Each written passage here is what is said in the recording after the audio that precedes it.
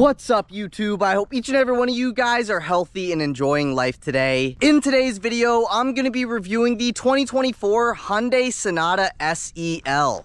Huge thank you to Bethard over at Safford Hyundai of Leesburg, Virginia for allowing me to do this video for you guys today. If you are interested in this particular Sonata or any Hyundai product, then I'll be sure to have Ben's information on screen as well as in the description box down below. But with that said, let's get into the video. It's another hot and humid summer day outside here today, but at least in the shade, it's a bit tolerable. So just like usual, first, I'm going to talk about the exterior and the performance. So like I said, this is a 2024 Hyundai Sonata SEL, and this particular one's been painted in ultimate red.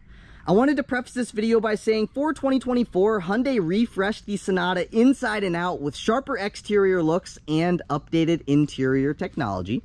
Now I'm going to take a step to the left and give you a front-on shot of the newly refreshed Sonata, and I'm also going to let you know, in my personal opinion, I think this looks very similar to the $100,000 plus Lucid Air. If you also see that in the design language up here at the front end, let me know in the comments down below. But up here at the front end, as standard, you get LED headlights with high beam assist, as well as LED daytime running lights and LED turn signals. But you can see you have your silver Hyundai logo located at the center of your hood.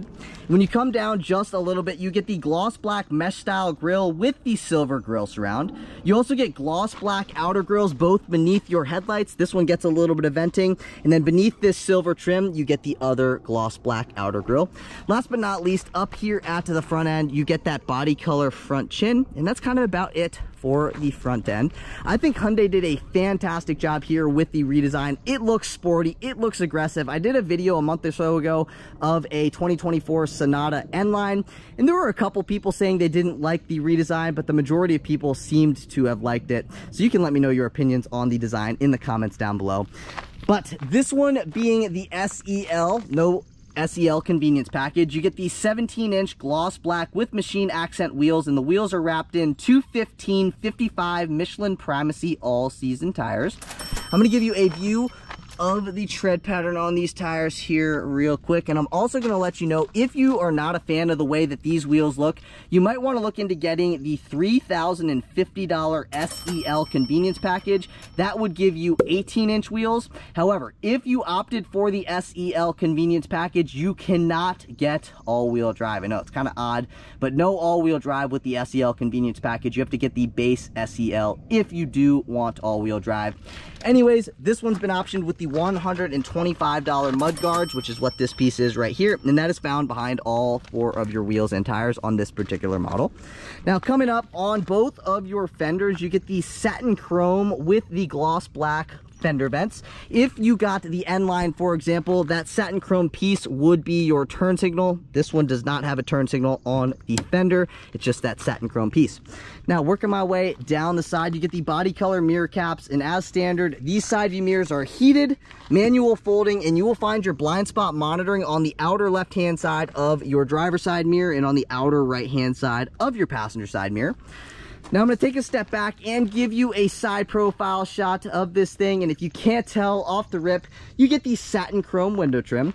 You also get body color door handles with keyless access. Just keep in mind though, the keyless access function is only on your front 2 door handles. The rear 2 door handles do not get the keyless access function. And as mentioned, at the front you get a ton of gloss black accenting, so you also get the gloss black rocker panels. These kind of have more of like a side skirt vibe to me because they have that nice aggressive, or just these nice aggressive lines to them. They look more like a side skirt than a rocker panel, but on the Hyundai website they call them the rocker panel, so I'm going to call it the rocker panel and not side skirts. Anyway, here found on the driver's side, you have your fuel door. The vehicle has to be unlocked in order for you to access the fuel door, but if you wanted to open it up, all you got to do is press on it. It will open up. You do not get a capless filler neck, but 87 octane will do you just fine with this thing. Now closing that back up, working my way up to here, you get the gloss black shark fin antenna. You also have your third brake light, a rear window defroster, and a gloss black trunk spoiler. In air quotes, it's not actually a spoiler, but it does kind of look spoiler-esque. Now I'm going to take a step back, give you a rear 3/4 shot of this thing, and I'm also going to let you know you get LED combination taillights as standard. Taking a step to the right, here is a little booty shot of this thing. You can see at the center of your trunk spoiler, you have your backup camera, and then to the right of the backup camera, if you press that button, that is how you have access to your trunk. You also get the silver badging back here, and then you get the H-Track badging, signifying that this has all-wheel drive. That badge is going to cost you $1,500. Press on this button. That's how you have access here into the trunk. I'm going to put the price of all the accessories that you have back here on screen, like the cargo mat, like that. I believe this is the first aid kit. You got the wheel locks, etc. You can read what you get on screen right now. But as standard, underneath here, you have your spare tire, your tow hook, and your jack. And then you also, if you need a little bit more storage space, you can pull on this right here, and that is how you would drop your second row seat. So if I push forward on that, you can see you get some more storage space. It's not like fold flat storage space. You kind of have, I would say, like a 6-inch elevation from the bottom of the trunk to that bottom of the seat. But yeah, you could still get probably an additional about maybe 4.5 feet of storage space with those second row seats down. But from the trunk opening to that seat back, I'd say you probably get a good 4 feet and very good amount of trunk space in here considering the size of this sedan. In my personal opinion, I've done a video with a Cadillac CT5 probably a month or so ago. This thing definitely has a bigger trunk than the CT5 did. But anyways, finishing things off here at the rear end, you get the gloss black lower bumper with the silver accenting that kind of looks like where your exhaust would be. There are no exhaust tips exposed on this one. You also get those 3 little diffuser fins here, here, and here. And really, that's kind of about it for what we got going on the exterior of the 2024 Sonata. I mean, that's kind of about it. I think this thing looks great. I love all the different body lines. I'm not sure how well the camera's going to pick it up, but man, this thing looks really, really sporty, really, really good. And believe it or not, this is the base model trim level of the Sonata, and it looks great. You get a ton of really nice convenience features as standard. And if you want more, you can option for the SEL convenience package. It is an expensive option, and you cannot get all-wheel drive with it. But, you know, what you take from here, you gain here. But anyways, with that stuff out of the way, let's move into performance. Popping open that hood reveals the 2.5-liter naturally aspirated 4-cylinder that produces 191 horsepower and 181 pound-feet of torque. It's mated to an 8-speed automatic transmission for a 0 to 60 time in 8 seconds. And if you were wondering about fuel economy, you can achieve 25 miles per gallon in the city, 34 miles per gallon on the highway for 28 miles per gallon combined with all-wheel drive. If you did want all-wheel drive, that is going to cost you an additional $1,500. This does come standard with front-wheel drive. And if you wanted all-wheel drive, you cannot spec for the SEL convenience package. If you wanted the SEL convenience package, you can only get that with front-wheel drive. But if you're enjoying the video so far today, please be sure to give this video a big thumbs up. Please hit that subscribe button. I'm on my journey to 100,000 subscribers, and I cannot reach my goal without your support. So if you're enjoying the video, if you've learned anything thus far in the video, please take a second to like, comment, and subscribe. I would greatly appreciate it. But with that stuff out of the way, let's move into the interior. Moving on into the interior, as mentioned earlier, you get keyless access as standard, so all you have to do is have your key fob in your pocket, walk up to the vehicle, press this black button right here, and it will unlock. You can press that very same button again, and it will lock right back up. This is what your key fob looks like. It's silver, and going over the functions on it, you have your lock function, your unlock function, your remote start function, your panic function, and your trunk pop function. If you wanted to remote start this, all you have to do is lock it first, press and hold on this button, and she'll fire right up. And that is what it sounds like being fired up from the exterior's perspective. Now let's see what the SEL has to offer on the interior. So this one's been spec'd with the gray cloth upholstery. If you're not a fan of the gray, they also offer a black cloth. I'll get more into that here in a second, but this is what the door panel looks like here on the driver's side. You get a nicely padded armrest, a satin chrome door handle, you get a speaker there, your power side view mirror controls, your unlock and your lock functions, automatic up and down windows in the front. You do not get automatic up or down windows in the back. This button is going to restrict your passenger window privileges. You get another speaker here, some storage space, and a spot you could set a water bottle. Now, as standard with the SEL, you get an 8-way power driver seat with 2-way power lumbar. You also get a 6-way manually adjustable front passenger seat, and heated front seats come standard. Stepping on into the interior, let's hear what it sounds like when you close the door. And this is what the interior of the SEL looks like. So I wanted to mention that on most vehicles with remote start, you still have to push your foot on the brake and then push that button to get access into the entire interior. But with Hyundai products, all you got to do is step into them and you have full access immediately. So now what I'm going to do is basically walk you throughout the entire interior, starting over here. So first things first, you get a window defroster for the driver and the front passenger windows. Then you get an HVAC vent, you get this gray trim. You have these controls here to brighten and or dim the gauge cluster as well as the backlit buttons. This is going to turn the traction control system on or off. You can pull out on this and that is going to engage your emergency brake or parking brake. If you wanted to disengage it, you push your foot down on the brake, push against that, and the parking brake will disengage. Pressing on that is going to pop open the trunk, and then if you come to the bottom of the steering column and you flip that down, that gives you access into your manual tilting and telescoping steering wheel. So basically, you can bring the steering wheel towards you, you can push it away from you, and it also moves up and down. And then once you find your comfortable position, all you got to do is lock it right back into place. But now, let's take a listen to the turn signal. Not only is this your turn signal control stock, it is also your headlight and your high beam control stock. So right now, that is headlights automatic. That is headlights off. It also lets you know what it's doing here on the productivity screen. You come up to right there, that is parking lights on, and all the way up is headlights in the always on position. I personally like to leave it in the automatic position. Now zooming back out, you get a vinyl wrapped steering wheel with steering wheel mounted paddle shifters. And just like any other vehicle, you have your horn at the center. So let's take a listen to it. That is what the horn sounds like on the Sonata. Now, if you are not a fan of the vinyl wrapped wheel, the SEL convenience package will offer you a leather wrapped steering wheel. So if that's something that's important to you, might want to look at the SEL convenience package. Now, going over the controls here on the steering wheel, we'll start here on the left. So as standard with the SEL, you get smart cruise control with stop and go, as well as the lane follow assist and the lane keeping assistant. So all of these controls right here are for all of those driver assistance features. Then you have these two controls here, and both of those are to control your 4.2-inch productivity screen. On the right hand side of the steering wheel, you get these two configurable buttons. You got the mode button and the star button. We'll start here on the mode button. So if you click on that, that's going to pop up this screen. And basically the mode button, you can make it be Sirius XM, you can make it be AM, you can make it be FM. You can select literally all of these, and every time you select the mode button, it's going to cycle through all of the different things you have selected. Or you can have 3 of them selected, you can have 2 of them selected, you can have as many of them selected or as little of them selected as you want to. So basically you got your Bluetooth phone protector and you can read all of the different things you can make that button be.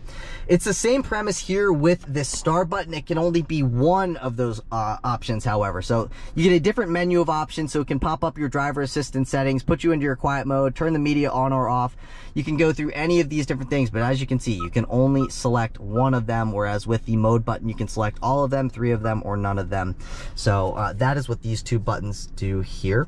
Then that button right there is to speak to the vehicle. This is going to pop up your phone stuff on the infotainment system. Right now I have it connected to Apple CarPlay. And then you have your volume control here, volume up, volume down. If you click on it, it's going to mute the audio system. And then if you push up on that, that is going to bring you backwards on a track. If you push down on that, that is going to bring you forwards on a track. And that's kind of about it for what we got going on there. Then you have your windshield wiper control stock. And moving into our gauge cluster. So on the left-hand side, you have your digital speedometer readout as well as your fuel gauge. And on the right-hand side, you have your tachometer and your coolant temperature gauge. Now, as mentioned, at the center, you have your 4.2-inch productivity screen. So right now, the productivity screen is displaying the transmission status stuff. You get your fuel range, your current trip information stuff. Then that is the speed limit sign. That is the current temperature outside, and that is the odometer. If you wanted to navigate throughout this screen, you have this scroll button right here, as well as those pages buttons. So I'm gonna just scroll down on the scroll, and it's gonna bring you into your since refueling information and your since last reset information. If you wanted to reset this, all you gotta do is press and hold on that button right there, and it will reset those values back down to 0. Clicking on the page button, you can see your driver assistance features, and if you keep on clicking, then you have your torque split. It's going to show you what's where the power is coming from to the wheel. So if you floored this, all of these boxes are going to fill in, basically showing you that the vehicle is being powered by all 4 of your wheels. And if you scroll down, it is going to bring you into your tire pressure stuff. You do have to be driving in order to get the tire pressure stuff displaying on the screen.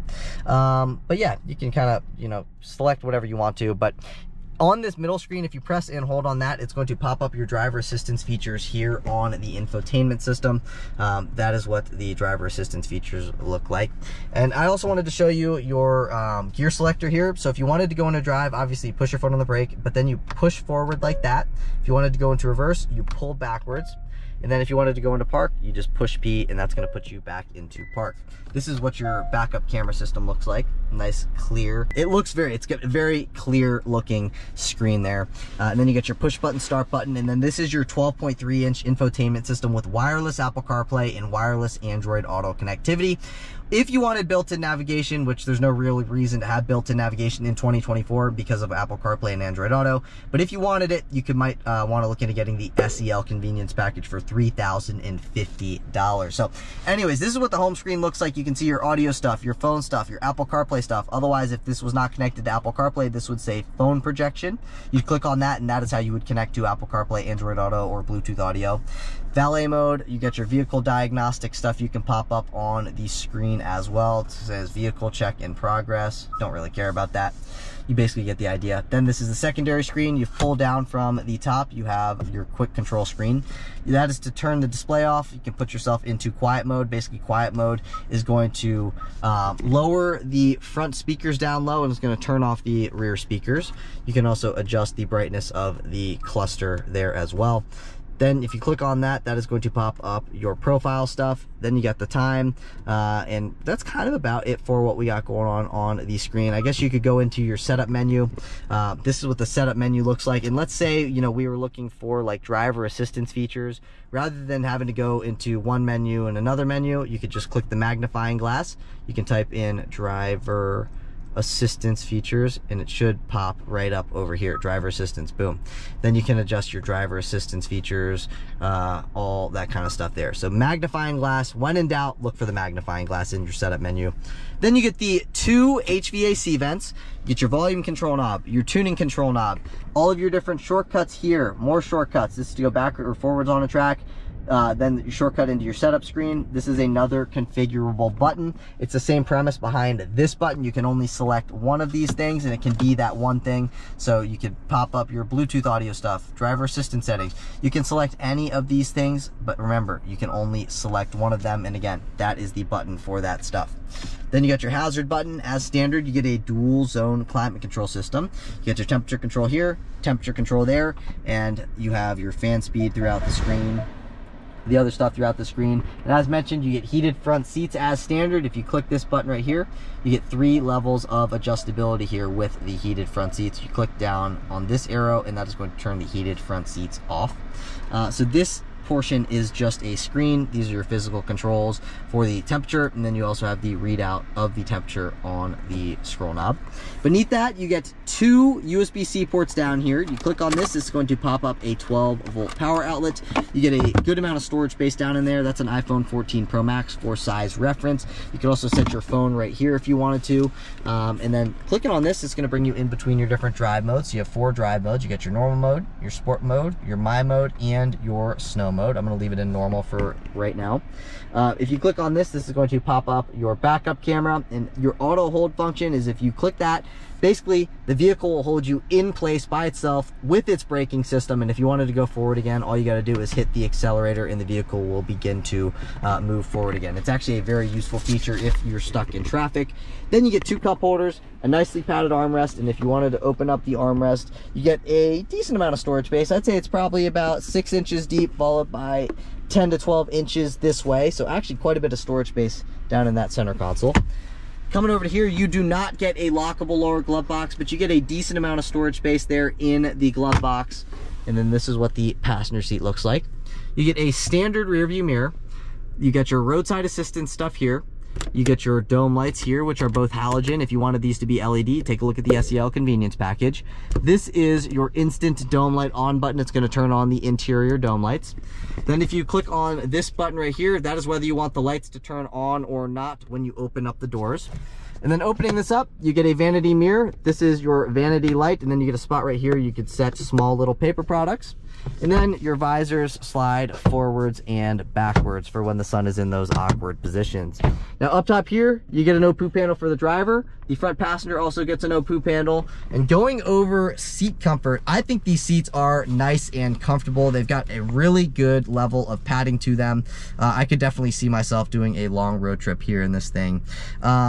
One package you might want to look into getting, again, I've mentioned this a few times throughout the video, is the $3,050 SEL convenience package. That is going to give you the 12.3-inch digital gauge cluster. It's going to give you built-in navigation. It's going to give you a panoramic sunroof, 18-inch wheels, the wireless charging pad, the auto-dimming interior rear view mirror, the LED interior lighting, leather-wrapped steering wheel, everything else you can read on screen. One thing I wanted to say about that is if you wanted that package, you cannot get that package with all-wheel drive. The SEL convenience package only comes with front-wheel drive. The base SEL comes with all-wheel drive as an option for $1,500. I don't understand why you couldn't get the SEL convenience package with all-wheel drive. It doesn't make sense to me that the nicer variant of the SEL can't get all-wheel drive. It's like, that doesn't make any sense. But anyway, it is what it is. Now I'm going to throw the entire window sticker on screen. You can take a look at everything that you get as standard, the couple options that this has. Basically, take a look at whatever you want to. I suggest you take a look at the safety features, however. But basically, I'm just going to highlight the MSRP. So the MSRP of the way that this particular 2024 Sonata SEL is spec'd is $30,735. I think this is a great value. You get a lot for your money. The standard sound system sounds pretty darn good. It's comfortable. It looks good. It's going to give you all the features that you really need and want on a vehicle. Maybe you want a couple other features, but it's going to give you all the features that you need and a little bit more. And it all comes in at a good value, in my opinion. Let me know your thoughts, though, on the price in the comment section down below. But I do want to show you what we got going on in the rear seats before moving into the driving portion of the video. So, taking a look at the door panel back here. You do not get automatic up or down windows in the back, but the windows nearly go all the way down. You get a nicely padded armrest, a speaker, and some storage space. This is what these second row seats look like. And stepping on into the second row, up top here, you get a no poop handle. You get a spot you can set your dry cleaning. You also get another halogen light here as well. You get an O-poop handle there, as well as a spot you could set your dry cleaning. You do not get a seat back pocket behind the driver's seat. However, you do get a seat back pocket behind the front passenger seat. Behind your rear console, you get 2 USB-C ports, and you also get a center fold down armrest here with 2 cup holders, and the armrest itself has some nice padding to it. Now, I am 5'9", and I am adjusted behind myself. I've actually got plenty of knee and leg room. Here's another view of my knee and leg room, and when it comes to headroom, I would say I probably have an additional maybe 3 to 4 inches of headroom left over. So honestly, pretty good amount of space here, even in the second row with the Sonata. But you know, we've talked about the exterior, we've talked about the performance, and now we've talked about what's going on here in the interior. So I want to see what this thing's like to drive, as I'm assuming you guys do as well. So I will see you guys in the driver's seat. All right, now on to the driving portion of the video. Take a listen.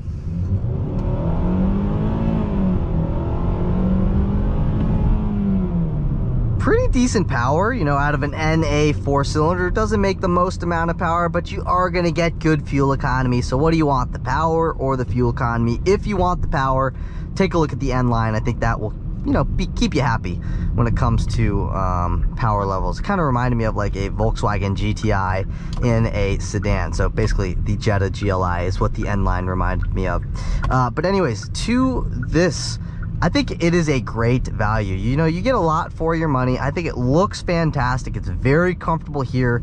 From the driver's perspective, the seat itself is what I'm referring to. Very nice padding here with the seat. You get the 2-way power lumbar, and you just get the full power driver's seat. You get a manually adjustable passenger seat, as mentioned, and it drives very nicely. You know, in stoplight to stoplight traffic, you know, it feels like it's got more than enough get up, but you know, once you start flooring it and maybe getting it out onto the highway and you try to pass people, you're like, okay, well, this thing doesn't feel quite as powerful as it did in the city. But you know, if you're doing just highway driving and you don't, you know, you don't have a lead foot, I think you'll be okay with the power level that this has. You know, this thing doesn't weigh a ton, so you know, when it comes to the power level, it's got enough to scoot it on down the road. You know, this has got the same amount of power as the naturally aspirated version of the Subaru Outback, which is a SUV, half wagon. People get mad at me because I call it that, but that's pretty much what it is nowadays. So one thing that's pretty cool is it's got the traffic sign recognition. So you can see it says stop right there. Here's a little acceleration normal.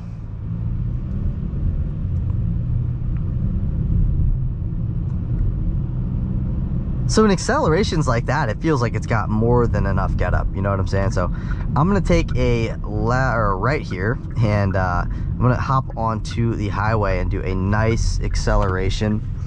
But here's the little one first.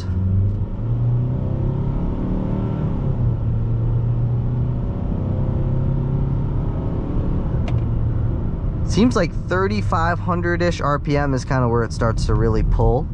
I'm gonna put us into sport mode here for the highway acceleration. And we'll see how it does in the handling department. Here first. So far, so good. Not too much body roll. This is the tight part of the turn. Yeah, it does very well when it comes to the handling department. I'm gonna slow down a little bit. And basically, here's floored.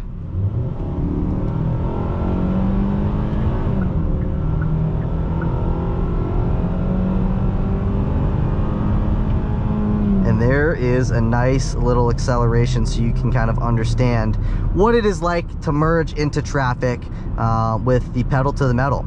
So here, take a listen to what it sounds like cruising at about 68 miles an hour.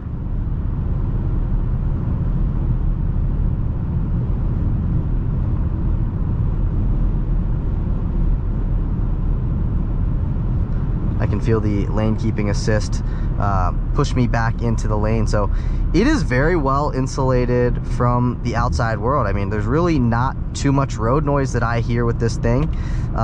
We can test the paddle shifter response here. So I'll put it back into sport mode. Downshift, downshift.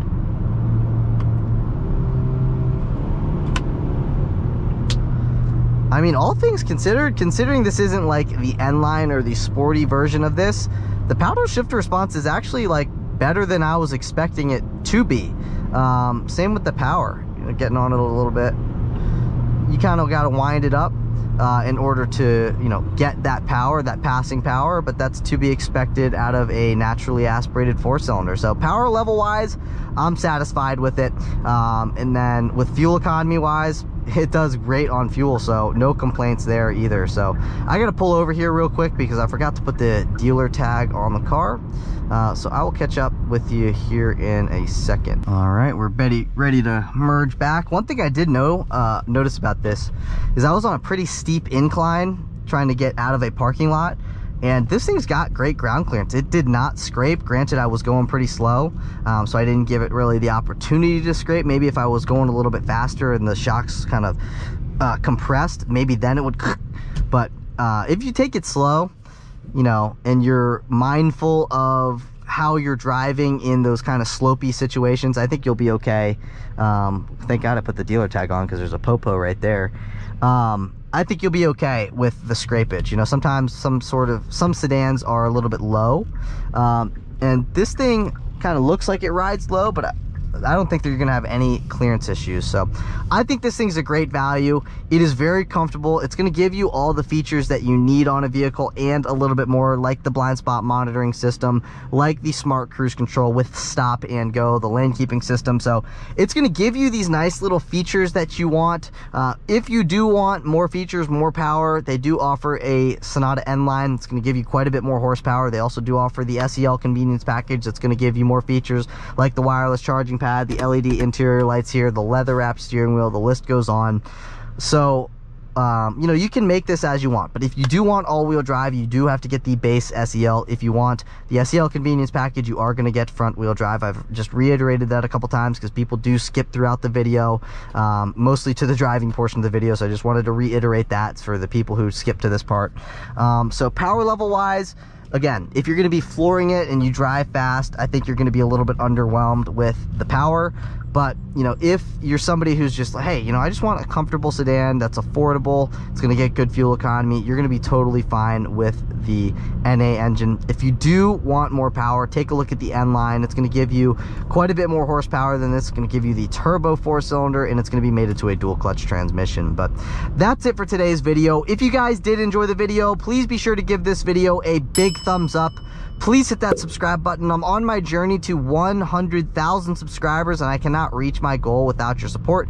So if you enjoyed the video, if you learned anything from the video, please just take a second to like, comment, and subscribe. Those 3 things look very good for my channel in the YouTube algorithm, and that is what helps me grow, and that is what helps me achieve my dreams. So I'd appreciate it if you do those 3 things. But again, that is it for today's video. I will catch you all in the next one. Peace.